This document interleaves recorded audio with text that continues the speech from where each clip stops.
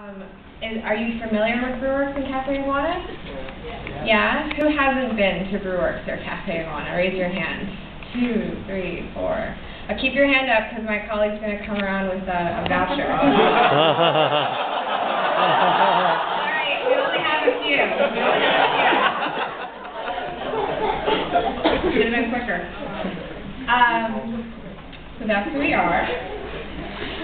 I wanted to talk a little bit about, part of finding customers and engaging customers and getting them to be loyal. You have to know how to succeed on the internet. And in order to succeed in social networking, I think it's a big sum of its parts. So I believe that you won't succeed without having a really strong website. And if you can't afford to build a website, you need to focus on your blog. And if you have a website, I strongly suggest taking the opportunity to create a daily blog and linking that to your site. And through the daily blog, you can develop things and connect it through e-newsletters. And then there's this fantastic share button, which I hope you're all familiar with. And that allows your readers to connect to Facebook, to email friends, to share it on Delicious, those sorts of things. And then through that connects it to social networks. I've just highlighted a few. I'm not saying by any means that these are the best. I would say they're some of the most popular and most important to look at in research. When you're looking to get into social media and really push it, I think it's really important to Google your industry or your product or the name of your company and see where they're talking about it. Because just because Facebook is the most popular social networking site doesn't mean that's where you should be spending all of your time. So it's really important to understand where they're talking about you. And then I think eventually, if you can afford it and you have the time, and especially in Singapore with, I believe, 70% of all mobile users using smartphones these days, to look into apps, whether they're these free kind of social networking apps like Foursquare here, where you kind of like a Facebook, but you're able to check in, you're able to connect with friends and be rewarded for checking in. At Brewworks, for example, we ran a campaign where every time you checked in, you received a free, I think, French fries or onion ring. Chalkboard, are any of you familiar with Chalkboard? A little bit? Do you work at Chalkboard? I went to a presentation in KL like 2 weeks ago. Okay. Chalkboard I have up here. I'm not a huge proponent of Chalkboard. I think that you have to do your own research yourself and find out if this is something that interests you. But what they do is they charge you, the proprietor, a fee. If you go for the regular base fee, it's 99 cents a day, which is fairly reasonable, and the concept is really great. I just think that if you're in a small, medium enterprise, that you really need to understand and focus where your dollars are going, and you might not have any budget. And if you don't have any budget, you don't have to go with a Chalkboard, and you can be just as successful. So it's just a tale of, or it's just kind of something I wanted to point out, because I think sometimes we think, oh, because I'm paying for it, I'm getting something more, and that might not necessarily be true. So just watch out for things you have to pay for, because I just find in Singapore there's a lot with internet that you pay for, and you just need to be careful. Communication with your customers and employees. Are you familiar with a website? It's called Zappos.com. It's a shoe site in the United States. It's fantastic. I wish they had it here. You order shoes and it's free delivery and it ships in 24 hours and it's free return. I think it's one of the largest online businesses in the U.S. And the reason why I point them out is because they're so fantastic at engaging not only their employees but their customers to have really transparent and communicative, is that right word? Dialogue. And so I just wanted to point them out and make you all aware of that, so maybe in your research you can look up Zappos, because they have a fantastic About Us section. You know, the focus is on social media, and the thing about social media, and the most powerful thing about social media, is that people are able to opt in, and they're choosing to give your company, their voice to your company. So I point out to avoid mass SMS texting, because I think that that breaks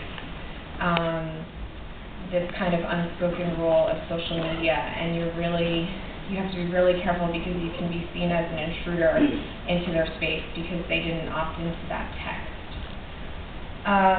The other thing that I think is important when you're dealing with social media or anything on the internet, Google practices this as well, but better business practices.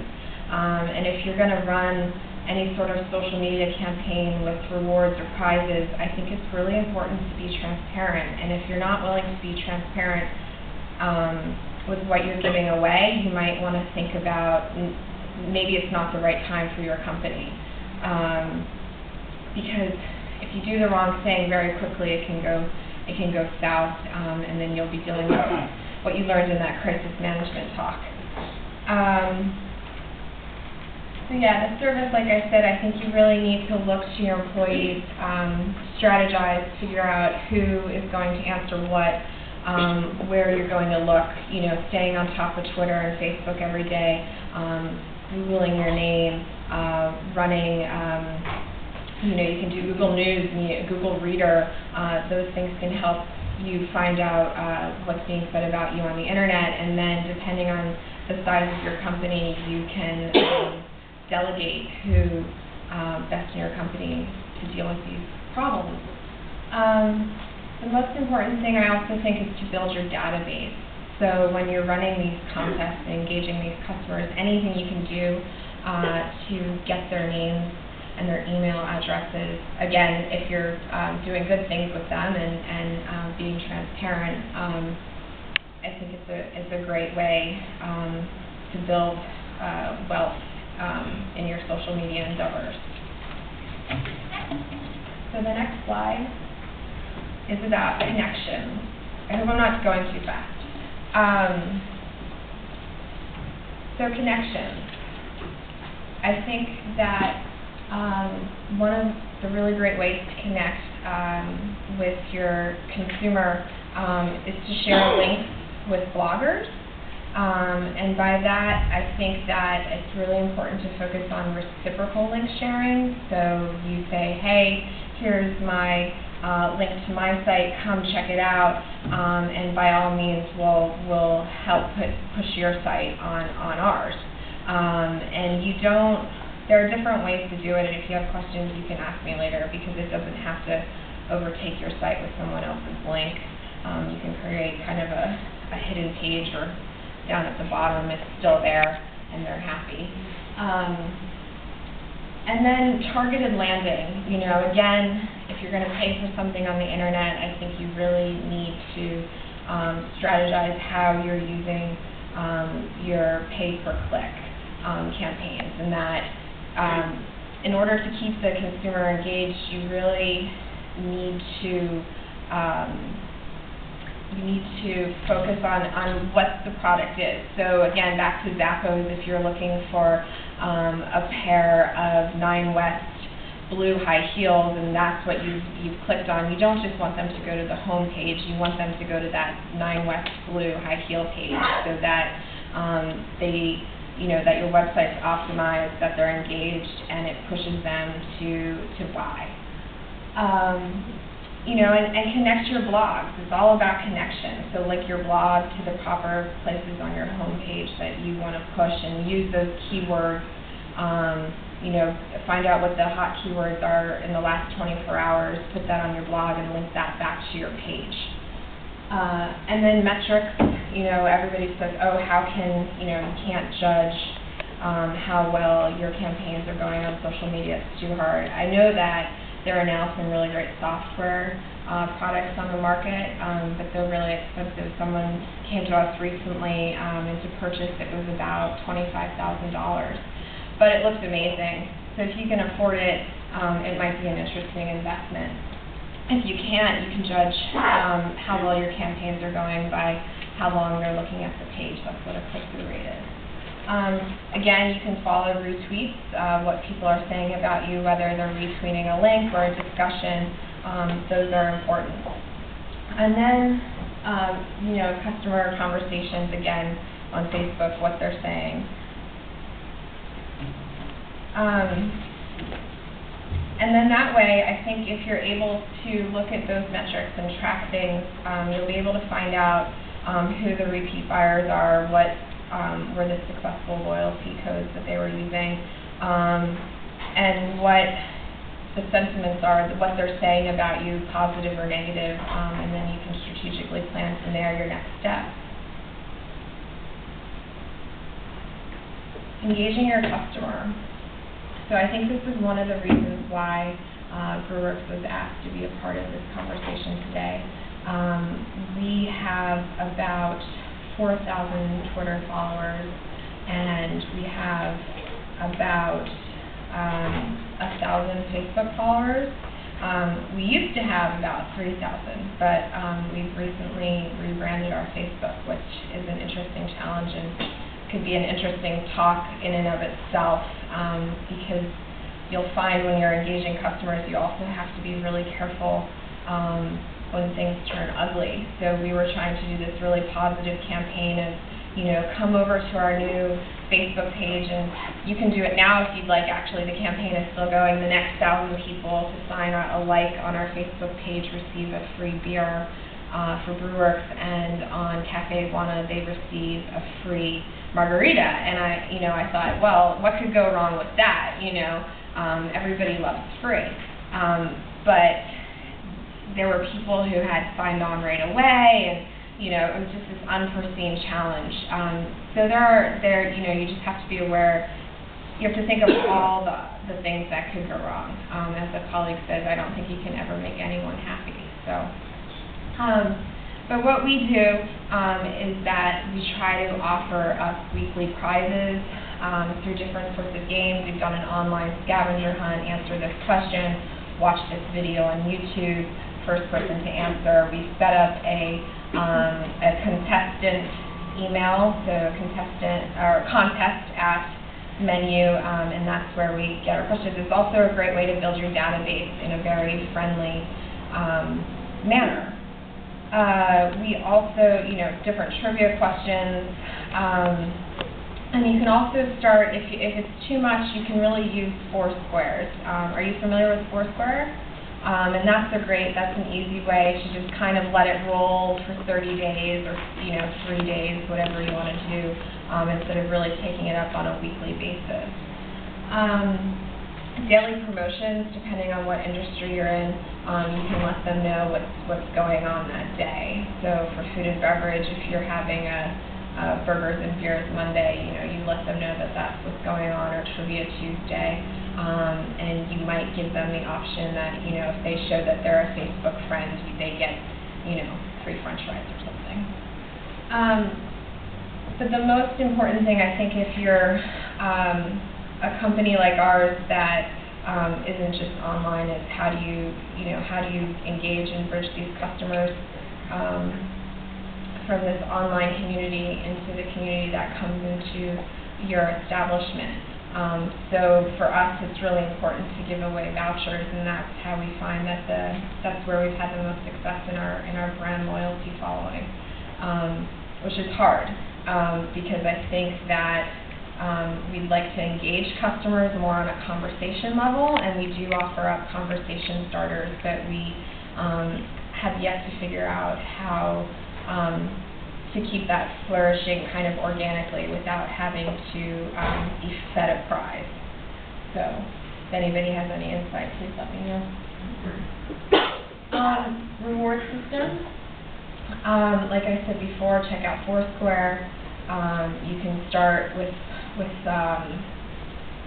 weekly prizes. I think that there's also a really I don't know if you've thought about it, but I'm sure a lot of you get calls from Groupon and Big deal, Singapore, I know that they talked here. I think is that if you have enough following, it would be interesting to start a reward system, your own mini Groupon. If you have enough Facebook friends, there's no reason why you couldn't offer the first 50 people a discount. Something, it's not on the scale, but at least you're rewarding your loyal customers. And then I think it's important to start thinking about getting rid of the loyalty cards.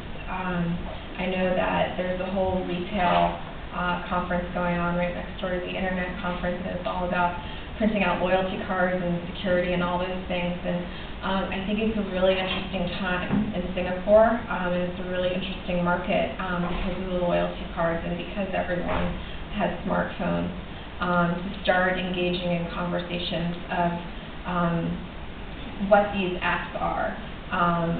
They vary in different prices, and I think before, I would recommend not just talking to one, but talking to many, and giving it, 6 months to a year until you make your final decision. Because even today, just before I came here to talk, I met someone really interesting who's going to launch a rewards program in July. So it's like, oh no, what are we going to do? Are we going to invest in this app or that app, or can they work together?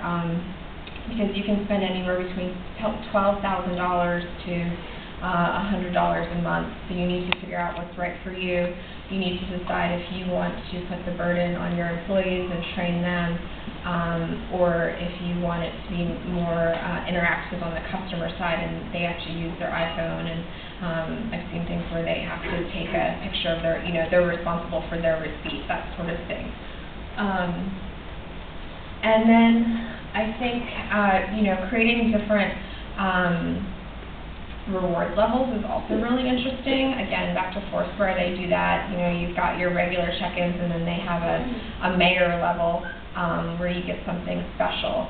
So we've been talking a lot about it at Brewworks. We're kind of in the midst of trying to figure out what's the next phase in reward program, and how do you touch the masses, and then how do you also make it elite for people who really want to opt in and who are really loyal to your brand, and balancing that.